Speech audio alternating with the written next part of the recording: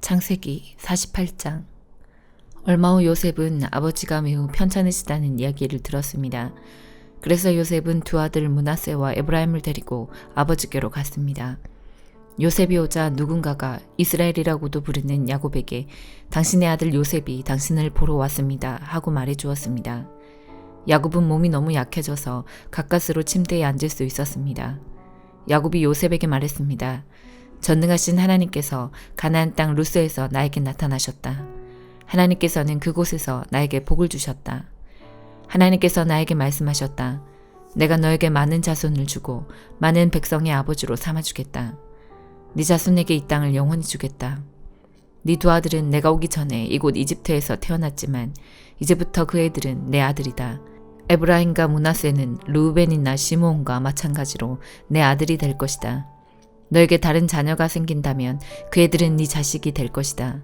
하지만 그 애들도 에브라임과 므낫세와 마찬가지로 땅을 받게 될 것이다. 내가 밧단에서 왔을 때 라헬은 가나안 땅에서 죽었다. 그때 우리는 에브라 쪽으로 가던 중이었다. 라헬이 죽어서 나는 너무나 슬펐다. 나는 라헬을 에브라스로 가는 길가에 묻어주었다. 에브라스는 지금의 베들레헴입니다. 야곱은 요셉의 아들들을 보고 이 아이들은 누구냐 하고 물었습니다. 요셉이 자기 아버지에게 말했습니다. 이 아이들은 제 아들들입니다. 하나님께서 이곳 이집트에서 이 아이들을 저에게 주셨습니다. 야곱이 말했습니다. 저희들에게 복을 빌어줄 테니 가까이 데리고 오너라. 그때 야곱은 나이가 많아서 눈이 어두웠습니다. 요셉은 아이들을 야곱에게 가까이 데리고 갔습니다. 야곱은 아이들에게 입을 맞추고 안아주었습니다. 야곱이 요셉에게 말했습니다. 너를 다시 만나게 되리라고는 생각도 하지 못했는데 하나님께서는 너뿐만 아니라 네 아이들도 보게 해주셨구나. 요셉은 두 아들을 야곱의 무릎에서 떼어놓은 다음 땅에 엎드려 절했습니다. 요셉은 에브라임을 자기 오른쪽에 두고 므낫세는 왼쪽에 두었습니다. 그래서 에브라임은 야곱의 왼손에 가까이 있었고 므낫세는 오른손에 가까이 있었습니다. 요셉은 아이들을 야곱에게 가까이 데리고 갔습니다. 그러나 야곱은 자기 팔을 엇갈리게 해서 오른손을 작은 아들인 에브라임의 머리 위에 얹고 왼손은 맏아들인 므낫세의 머리 위에 얹었습니다. 그리고 나서 그는 요셉에게 복을 빌어주며 이렇게 말했습니다. 내 조상 아브라함과 이삭이 섬겼던 우리 하나님, 지금까지 내 평생토록 내 목자가 되어주신 하나님, 모든 어려움에서 나를 구해주신 하나님, 이제 기도드리오니 이 아이들에게 복을 주십시오. 제 이름이 이 아이들을 통해 알려지게 해주십시오. 제 조상 아브라함과 이삭의 이름이 이 아이들을 통해 알려지게 해주십시오. 이 아이들이 이 땅 위에서 많은 자손을 가지게 해주십시오. 요셉은 아버지가 오른손을 에브라임의 머리 위에 얹은 것이 잘못되었다고 생각했습니다. 그래서 요셉은 아버지의 손을 붙잡아 에브라임의 머리 위에서 므낫세의 머리 위로 옮기려 했습니다. 요셉이 아버지에게 말했습니다. 아버지, 손을 잘못 얹으셨습니다. 므낫세가 맏아들이니 오른손을 므낫세의 머리 위에 얹으셔야 합니다. 그러나 요셉의 아버지는 그 말을 듣지 않고 이렇게 말했습니다. 나도 안다. 내 아들아, 나도 안다. 므낫세는 크게 되어 많은 자손을 가지게 될 것이다. 하지만 므낫세의 동생이 더 크게 될 것이다. 동생의 자손은 한 나라를 이룰 만큼 많아질 것이다. 그날의 야곱은 므낫세와 에브라임에게 복을 빌어주었습니다. 이스라엘의 백성들 사이에서는 복을 빌 일이 있을 때 이렇게 말할 것이다. 하나님께서 너희를 에브라임과 므낫세 같이 해주시길 바란다. 이처럼 야곱은 에브라임을 므낫세보다 앞세웠습니다. 그리고 나서 야곱이 요셉에게 말했습니다. 나는 이제 죽을 것이다. 그러나 하나님께서는 너와 함께 계실 것이다. 하나님께서는 너를 네 조상의 땅으로 다시 데리고 가실 것이다. 너에게는 네 형제들보다 더 많은 땅을 주겠다. 내가 칼과 활로 아모리 사람들에게서 빼앗은 세겜 땅을 너에게 주겠다. 누가복음 1장 39절에서 80절. 그 무렵에 마리아가 일어나 유대지방 산골에 있는 동네로 서둘러 갔습니다. 사가랴의 집으로 들어가서 엘리사벳에게 인사하였습니다. 엘리사벳이 마리아의 인사를 받을 때 아기가 뱃속에서 뛰놀았습니다. 엘리사벳이 성령으로 충만하여져서 큰 소리로 외쳤습니다.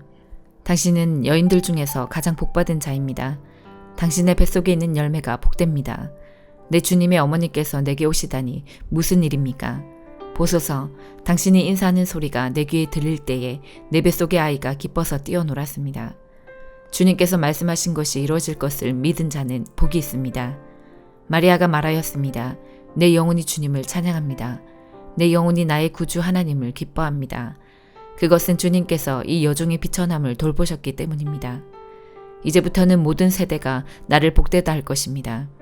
그것은 전능하신 분이 내게 이 큰 일을 행하셨기 때문입니다. 주님의 이름은 거룩합니다. 주님의 자비하심은 하나님을 두려워하는 자에게 대대로 있을 것입니다.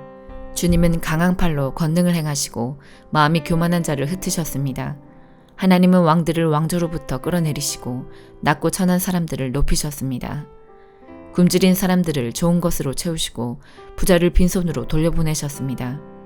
주님은 자비를 기억하시며 주님의 종 이스라엘을 도우셨습니다.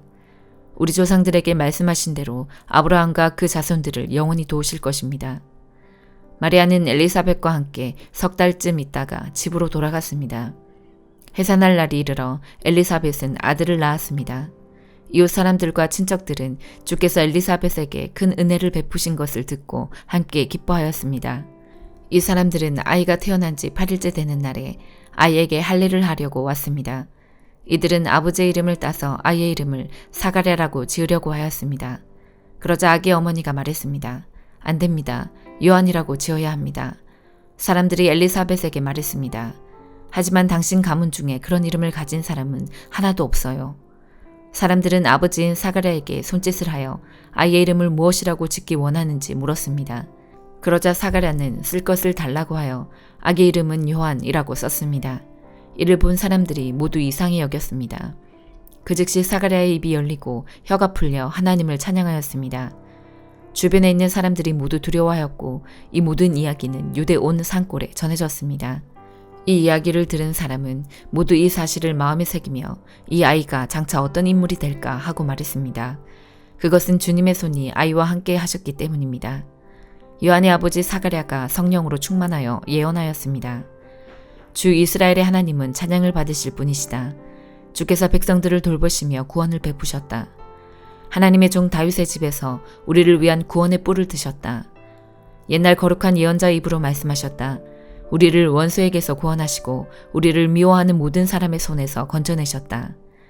주님께서 우리 조상에게 자비를 베푸시고 거룩한 언약을 기억하셨다. 이것은 우리에게 주시려고 우리 조상 아브라함에게 하신 맹세다. 우리를 원수들의 손에서 구원하셔서 두려움 없이 주님을 섬기게 하셨고 평생 동안 주님 앞에서 거룩하고 의롭게 살아가게 하셨다. 아기야, 너는 가장 높으신 분의 예언자로 불릴 것이다. 네가 주님보다 앞서가며 주님의 길을 준비할 것이다. 백성들에게 죄를 용서받는 구원의 지식을 줄 것이다. 우리 하나님의 사랑과 자비로 인하여 떠오른 태양이 높은 곳에서 어둠과 죽음의 그늘에 앉은 우리들에게 빛을 비출 것이다. 그래서 우리의 발을 평화의 길로 인도하실 것이다. 아기는 자라서 심령이 강해졌습니다. 요한은 이스라엘 백성 앞에 나타나는 날까지 광야에서 살았습니다. 욥기 14장. 여인에게서 난 사람의 수명은 짧고 괴로움으로 가득함이며 그는 피었다 지는 꽃 같고 미끄러져가는 그림자와 같아서 곧 사라집니다.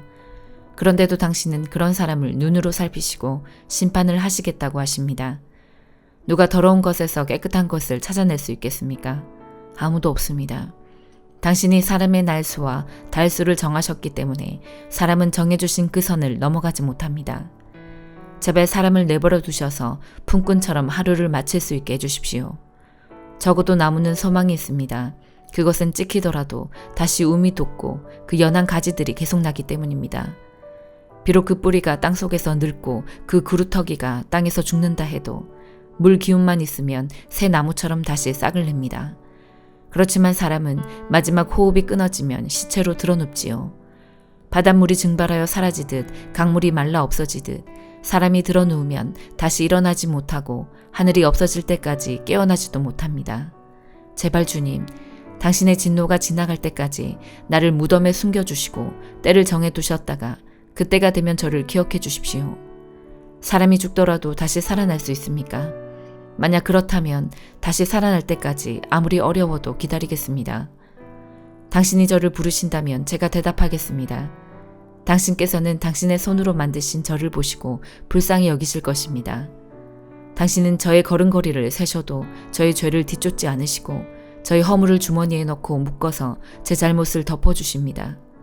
산사태가 나서 무너져 내리고 바위가 옮겨지듯 물이 돌을 닳게 하여 없애고 물살이 흙을 씻어내리듯 당신은 사람의 소망을 꺾어버리십니다. 당신이 사람을 덮어 누르시니 사람이 떠나가고 맙니다. 당신은 사람의 얼굴빛을 변하게 하시고 멀리 보내버립니다. 그의 자손이 잘 되어도 알 길이 없고 혹시 잘못되더라도 그는 이것을 알 수 없습니다. 다만 자기 몸의 고통만을 알고 자기 자신을 위해서 탄식할 뿐입니다. 고린도전서 2장. 성도 여러분, 나도 여러분에게 가서 하나님의 비밀을 전하였을 때 웅변소리나 탁월한 지혜를 가지고 전한 것이 아니었습니다. 그것은 내가 여러분과 함께 있는 동안에는 예수 그리스도와 그분께서 십자가에 못 박히셨다는 것 이외에는 아무것도 알지 않기로 굳게 결심했기 때문입니다. 사실 내가 여러분에게 갔을 때 나는 약하였고 두려웠으며 몹시 떨었습니다. 내가 전한 말이나 선포한 것들은 지혜롭고 설득력 있는 말들이 아니라 성령의 능력을 드러내는 것이었습니다. 이렇게 한 것은 여러분의 믿음을 사람의 지혜가 아니라 하나님의 능력에 두게 하려는 것이었습니다. 그러나 우리는 성숙한 사람들 사이에서는 지혜를 말합니다. 이 지혜는 이 세상의 지혜가 아니며 이 세상에서 멸망해버릴 통치자들의 지혜도 아닙니다. 우리가 말하는 지혜는 하나님의 비밀 가운데 있는 지혜입니다. 이것은 감춰졌던 것이며 하나님께서 우리의 영광을 위해 창조전에 미리 정하신 지혜입니다. 이 시대의 통치자 중 어느 누구도 이 지혜를 깨닫지 못했습니다. 그들이 깨달았다면 영광의 주님을 십자가에 못 박지 않았을 것입니다. 성경에 이렇게 기록되어 있습니다. 하나님께서 자기를 사랑하는 자들을 위해 준비해 두신 것을 눈으로 보지 못하였고 귀로 듣지 못하였으며 마음으로 깨닫지 못하였다. 하나님께서는 성령을 통하여 이 지혜를 우리에게 계시하셨습니다. 왜냐하면 성령님께서 모든 것을 심지어 하나님의 깊은 것까지도 속속들이 살피시기 때문입니다. 어떤 사람이 생각하고 있는 것을 그 사람 속에 있는 영이 아니고서야 누가 알 수 있겠습니까? 이와 마찬가지로 하나님의 생각도 하나님의 성령만이 아실 수 있습니다. 하나님께서 우리에게 은혜로 주신 것들을 알기 위해 우리는 세상의 영이 아니라 하나님께로부터 오는 성령을 받았습니다. 우리는 사람의 지혜에서 배운 말로 말하지 않고 성령으로부터 가르침받은 말씀으로 말합니다. 성령님께 속한 것은 성령에 속한 것으로 설명해야 하기 때문입니다. 성령에 속하지 않은 사람은 하나님의 성령에 속한 것들을 받아들이지 않습니다. 그런 사람에게는 이런 것들이 어리석어 보입니다. 그런 것들은 영적으로 식별되는 것이므로 성령이 없는 사람은 그런 것들을 깨달을 수도 없습니다. 성령님께 속한 사람은 모든 것을 판단하지만 자신은 아무에게도 판단을 받지 않습니다. 누가 주님의 마음을 알았으며 누가 주님을 가르치겠습니까? 그러나 우리는 그리스도의 마음을 가지고 있습니다. 아멘.